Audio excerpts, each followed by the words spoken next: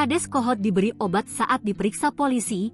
Kondisi Arsin kini tak lagi gagah. Kepala Desa Kohot Arsin mulai bersedia dijumpai awak media. Keberadaannya sempat sulit ditemui pasca namanya disorot gara-gara debat dengan Menteri ATR BPN, Nusron Wahid. Mengutip Kompas.com, saat ini Arsin mengalami penurunan berat badan drastis. Ada sampai 10 kiloan, ujar Arsin saat dijumpai di kediamannya, Jalan Kalibaru Kohot, Desa Kohot, Paku Haji, Kabupaten Tangerang, Jumat, 14 Februari 2025. Meski demikian, dia membantah berat badannya turun setelah diterpa kasus dugaan pemalsuan sertifikat perairan di mana berdiri pagar laut.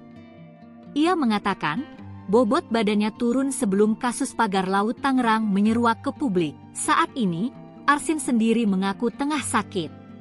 Beberapa kali Arsin terlihat batuk dan bersuara serak. "Saya lagi kurang sehat, kemarin pas pemeriksaan di Bareskrim, sempat dikasih obat di sana," kata Arsin.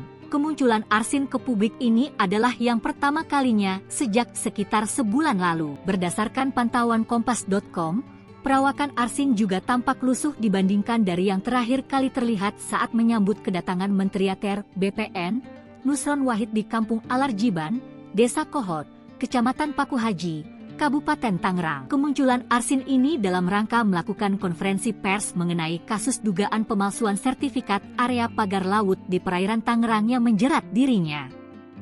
Kasus ini diketahui ditangani oleh Bareskrim Polri dan masih dalam tahap penyelidikan.